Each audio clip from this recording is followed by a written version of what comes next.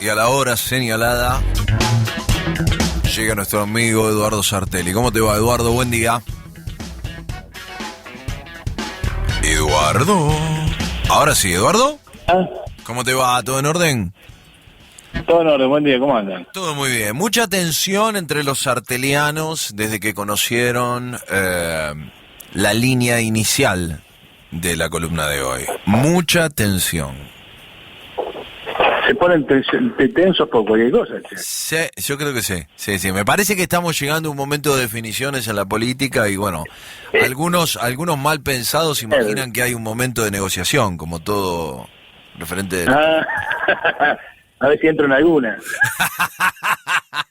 Me dijeron que ya hay un lugar, que te están negociando un lugar. Se rumorea eso. Se rumorea eso. Bueno, ya vamos a develar. No, cuando nos acerquemos a la presentación de los frentes lo develaremos. Exactamente. Pero ahora tenemos algo pendiente indispensable, ¿no? En el análisis de esta semana. Sí. Aprovechando que, digamos, la política argentina, más o menos por lo que hemos hablado acá varias veces, que las elecciones de este domingo no alteran, digamos, mucho lo que veníamos analizando. Ganan los oficialismos. En general, los oficialismos provinciales no son de Cambiemos. Luego, en general, Cambiemos pierde bastante feo en estas elecciones. Aunque festejan, digamos, la elección de Corrientes, que para el legislador le fue bien. Pero la tónica es la que veníamos hablando. Sí. Uno podría decir que no ha pasado nada extraño este fin de semana, salvo cierto episodio futbolístico de que no quiero hablar. Dicho esto, es mejor aprovechar la situación para pensar en la política un poco más ampliamente. En el siguiente punto, estamos yendo a una elección donde prácticamente no hay opciones políticas. Es decir, no hay lo que se esperaba. Es decir, se esperaba que por lo menos un enfrentamiento entre el populismo y el antipopulismo, por llamarlo de una manera vulgar. Es decir, Macri versus Cristina. No solo Cristina ya, digamos, ha mostrado a las claras que no es esa su perspectiva, sino que ella misma se ha corrido del lugar y ha dejado ese espacio a un tipo que efectivamente no califica para ese gran enfrentamiento, que siempre tiene mucho de teatral, porque la sustancia en el fondo no es muy diferente, pero por lo menos tenía un aspecto teatral. Hasta el aspecto teatral ha borrado del asunto. Y por el lado de los que debían ofrecer alguna alternativa, tampoco tenemos nada sustantivo. ¿En qué sentido? Unos te dicen vaguedades que en el fondo siempre significan lo mismo. No vamos a hacer algo distinto de lo que haría el macrismo si ganara el macrismo. Labaña, Fernández, Urtubey, Massa, no son muy diferentes de lo que el macrismo haría si ganara. Sí. De modo que por ahí no hay mucho ni que descubrir ni que discutir. La presencia de Cristina le hubiera dado un poco de picante, no tanto por la sustancia, es decir, porque ella fuera a hacer algo distinto, sino porque la imaginería popular y la imaginería burguesa, sobre todo del mercado mundial, cree otra cosa. Pero ese componente no lo vamos a tener. La izquierda se supone que debe ofrecer algo diferente. Y a mí me gustaría entonces pensar si es posible pensar qué se puede proponer que sea de izquierda, revolucionario y socialista en una elección. Normalmente la izquierda va a las elecciones señalando que, por lo menos teóricamente, que va a hacer propaganda de su programa. Ahora, más allá de que eso no suele ser cierto, porque después los vemos con un electoralismo más bien enfermizo, ¿en qué consiste la propaganda del programa? Y si vamos a jugar por lo que allí se dice, muy poca cosa. Es decir, no nos dice hacia dónde nos quiere llevar. Simplemente nos dice lo que no quiere. Y algunas medidas que tomaría que, en abstracción del, entre comillas, modelo de país que queremos, no significan demasiado. Es decir, una izquierda que dice fuera Macri, en el mejor de los casos, suele agregarle les gobernadores, entre sus medidas serían el no pago de la deuda y algunas otras modificaciones de ese tipo. Lo que en el fondo nos está diciendo es que no nos puede ofrecer una imagen del punto de llegada, ¿no? En otras cosas porque la izquierda no cree que algún día pueda ganar las elecciones y que tenga que gobernar por elecciones. O sea, no imagina un escenario al estilo de, por ejemplo, Allende en Chile.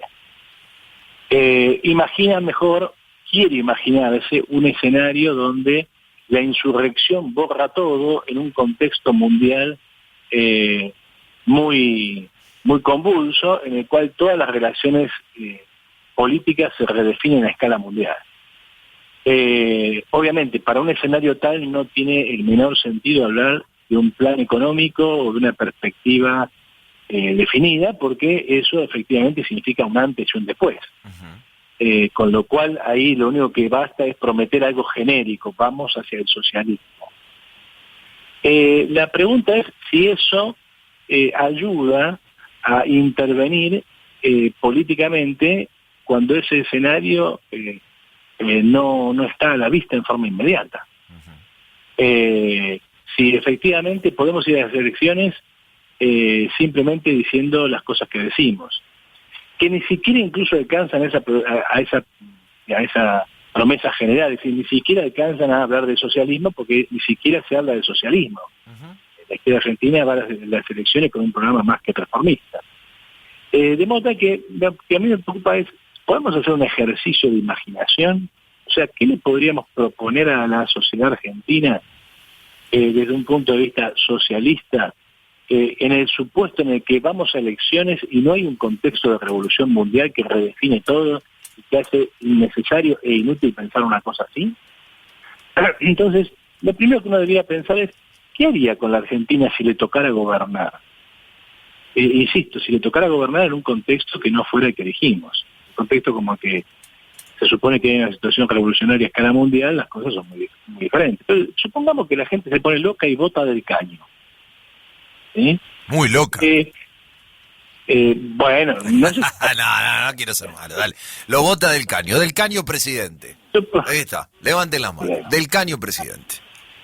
El lema del caño presidente a Romina de Plavice. Bueno, la pregunta es, con el no pago de la deuda, la nacionalización del comercio exterior, los famosos 10 puntos del FIT, ¿qué construís? ¿Qué es lo que pretendés construir?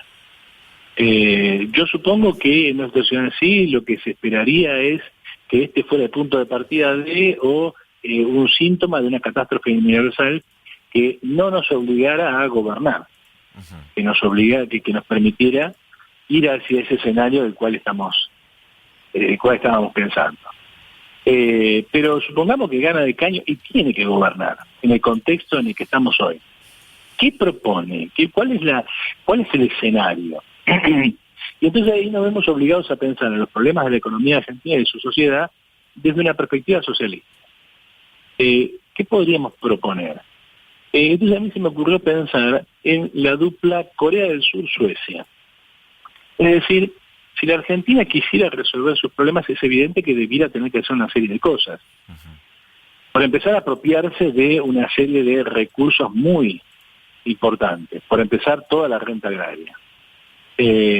Por empezar, buena parte de la industria más potente del país y la más grande. Y por supuesto de todo el sistema bancario. Es decir, incluso los 10 programas del FIT, los 10 puntos del programa del FIT suenan a muy poca cosa para lo que la Argentina necesitaría para empezar un proceso de transformación medianamente real. Alguien me va a decir, bueno, pero el socialismo en un solo país no se puede. Olvidemos eso porque si no, no podemos discutir nunca el asunto. Los 10 puntos del programa del FIT se quedan cortos para lo que necesitaríamos. Pero supongamos que tenemos eso, ¿no? Que proponen los 10 puntos del programa del FIT y mucho más. Es decir, si logramos expropiar toda la producción agraria, si logramos socializar el corazón, el grueso de la industria argentina, si logramos, ¿no?, eliminar el sistema bancario capitalista, logramos una alta expansión de la participación social del Estado en la economía, de un Estado no capitalista. Supongamos que, bueno, todavía nos queda decir qué queremos, hacia dónde queremos ir. Insisto, en un contexto en el cual la gran catástrofe mundial no está presente. Entonces, me parece que es bueno pensar en esta dupla, ¿no? Corea del Sur, Suecia. Es decir, la Argentina necesitaría proyectarse a una productividad a la escala de Corea del Sur y a un nivel de vida nórdico. Eso es lo que uno debiera prometerle a la gente o proponerle a la gente. A ver, ¿cómo salimos de esto? Con una productividad coreana y con un nivel de vida nórdico. Los problemas que esto tiene, ya sabemos cuáles son, lo hemos hablado mucho tiempo, muchas veces. Pero las bases del socialismo argentino debieran ser esta propuesta. Vamos hacia una economía que tiene que privilegiar la evolución de la productividad de trabajo en las ramas más avanzadas de todas, en las ramas de mayor composición orgánica del capital, en las ramas de mayor tecnología y donde la calificación de la fuerza de trabajo es la más alta de todas. Es decir, tenemos que ir a producir las cosas que produce Corea del Sur. Corea del Sur es un país que salió de una estructura cuasi campesina después de la Segunda Guerra Mundial, atravesó la guerra de Corea, país dividido, y que recién después de la guerra de Corea logra lo que se llama el milagro coreano. Como expliqué más de una vez, ese milagro coreano tiene mucho de falso, porque con una población campesina muy abundante, millones de campesinos a 2 pesos, con inversiones de capital extranjero japonés y norteamericano, con mercados extranjeros abiertos y créditos baratos, el milagro coreano hubiera sido que Corea no despegara. O sea, con todo eso, no es extraño que Corea sea una de las principales economías exportadoras del mundo y que la mayor parte de la gente se comunique, como estamos haciendo nosotros ahora, con aparatos coreanos, o sea, con Samsung, por mencionar uno. Entonces, ¿cómo hacemos para llegar a ese nivel de productividad del trabajo? Sin tener, por ejemplo, una mano de obra ultra barata, sin tener la ventaja de mercados abiertos, sin tener la ventaja de créditos baratos. Es decir, partiendo de la necesidad y la voluntad de construir una estructura muy diferente de la estructura capitalista coreana. ¿Y cómo logramos llegar con eso a un nivel de vida nórdico? Es decir, a un nivel de vida sustantivamente mucho más elevado que el de la Argentina, en el cual las condiciones de vida son muy superiores y en el cual las condiciones de trabajo, de producción, de tiempo libre, de vida, en el sentido más general, son mucho más avanzadas que en Argentina. Sí, ese es el desafío que debiéramos proponerle a la sociedad argentina. A la Argentina le falta una utopía. La última creadora de utopía fue Cristina. Cuando me refiero a utopía me refiero a una esperanza real, cierta. No a va a venir un día la revolución y vamos a ser todos felices. Y esperamos que venga la catástrofe y de ahí saldrá algo. La última creadora de una utopía fue Cristina. Su utopía consiste básicamente en vamos a ser un gran país, no se sabe cómo, pero un gran país. Vamos a mostrar que somos una potencia mundial, que tenemos un modelo productivo y que vamos a sacar el país adelante a fuerza de incluir a todos los argentinos. Obviamente todo eso tiene mucho más de verso que de realidad, entre otras cosas porque no tiene de ninguna manera la perspectiva posible para realizar los cambios que eso que son necesarios para que eso se desarrolle. Es decir, la utopía de Cristina es verso y puro verso.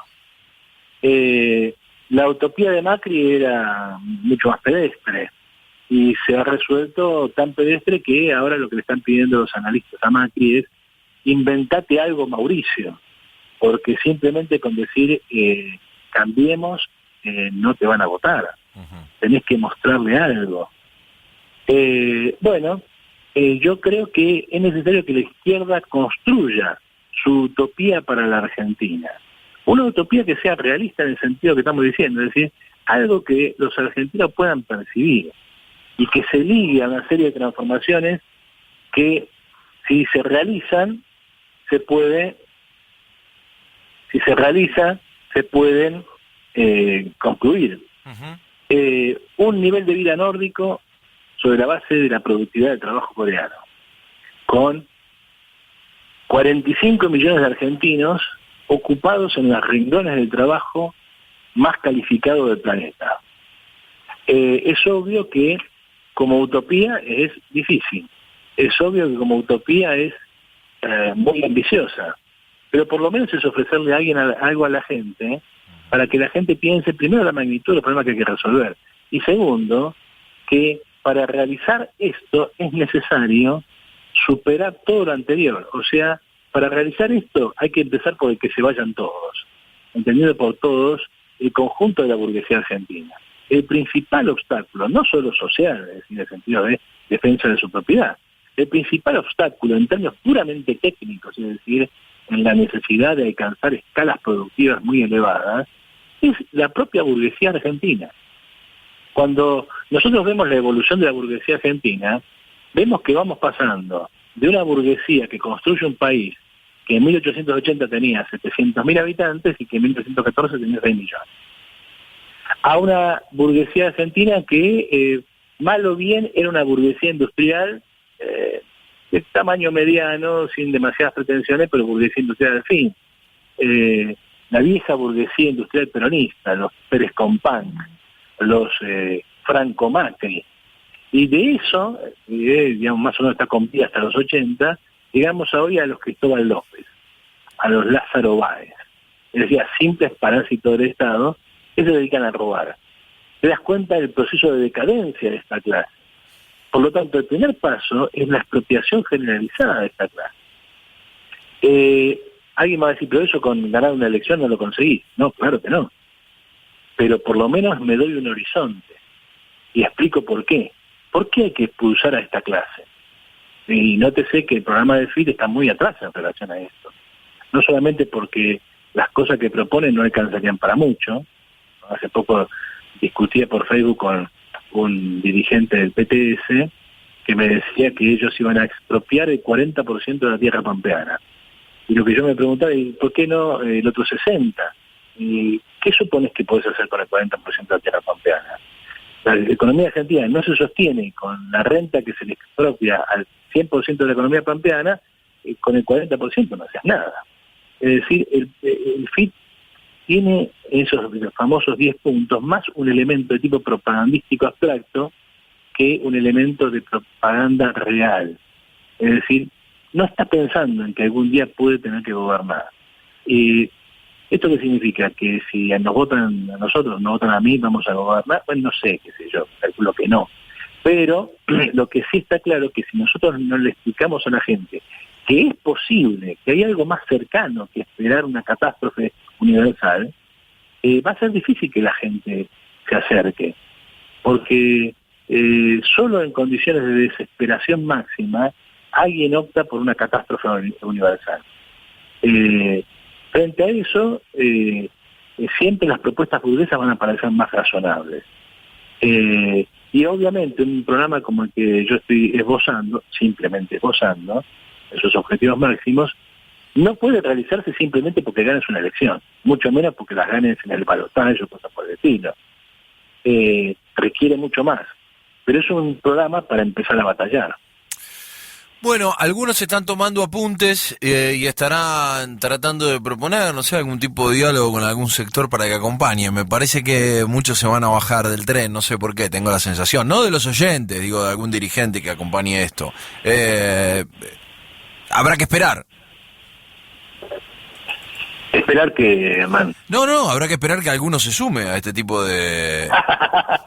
No, eso olvidate. Hermoso lo que dice, Carolina se suma, levanta la mano, los oyentes empiezan a plegarse a la idea. Bueno, en todo caso, ¿hay algún espacio de debate para poner esto de manifiesto con algún sector? Mira, ya tuve un debate con Coan hace poco, estamos negociando un debate con Altamira. ¡Upa! Me dijeron por ahí. estamos negociando, digamos, no sé si él se enteró todavía, porque en realidad hemos decidido hace poco proponerle un debate, no por la interna del PO ni por el chiquitaje. Pero escuchame, ¿a Altamira lo echaron del PO? Es demasiado importante para echarlo, Sí. Tiene muy poca fuerza interna para poder seguir estando, ese es el problema. Altamira lo siguen los que están afuera del partido. Bien. Tiene muy poco peso en el interior, el grueso del partido lo perdió. Bien. Pero al mismo tiempo sus opositores no se animan a echarlo, ni a él ni a Marcelo Ramal. Y la discusión empieza a tomar un carácter muy feo, Sí. muy feo, muy triste. Yo estuve en el PO, guardo por el PO un enorme aprecio. Y siempre pienso que los compañeros del PO, y en general del resto de la izquierda, porque nadie elige gratuitamente votar por izquierda, Sí. está lleno de buenas personas y de grandes militantes. Sí. Pero lamentablemente ese debate interno del PO va tomando un cariz muy feo, muy feo, donde básicamente la discusión política está ausente y desde el punto de vista del oficialismo actual del PO, los que son altamiristas son básicamente gente que defiende violadores. Cuando vos ves vos seguí el debate entre comillas, los intercambios en Facebook y te vas a dar cuenta que se defiende violadores, se defiende machistas, golpeadores. Qué patético. Sí. Acá hay muchos que se están sumando. Cuando llega el debate con Altamira dicen que van a ubicarse ahí en algún lugarcito dentro del Mira, espacio. para sintetizar el asunto, el debate con Jorge que le vamos a proponer es: Sí. ¿el trotskismo sirve para la Argentina? ¡Jo! Nosotros sostenemos que no. Bien. Lo que deja al grueso de la izquierda argentina En baja. fuera de juego. Sí, totalmente. Supongo yo que Jorge estaría dispuesto a defender la alternativa con Me gusta. inversa. Una linda propuesta para sacar. Queremos discutir a ese nivel, es decir, discutir estrategias, discutir ideas generales y no entrar en ese chiquitaje, sobre todo en ese chiquitaje lamentable. Yo espero que el Partido Obrero resuelva sus problemas y que lo resuelva de la manera más civilizada y más honesta posible. Bien. Pero bueno, yo propongo ese nivel de debate, se lo vamos a proponer a Jorge, que me parece que es uno de los pocos políticos de la izquierda trotskista argentina que es capaz de debatir y proponer debates de alto nivel. Eduardo, te mando un abrazo, buena semana, hasta la próxima.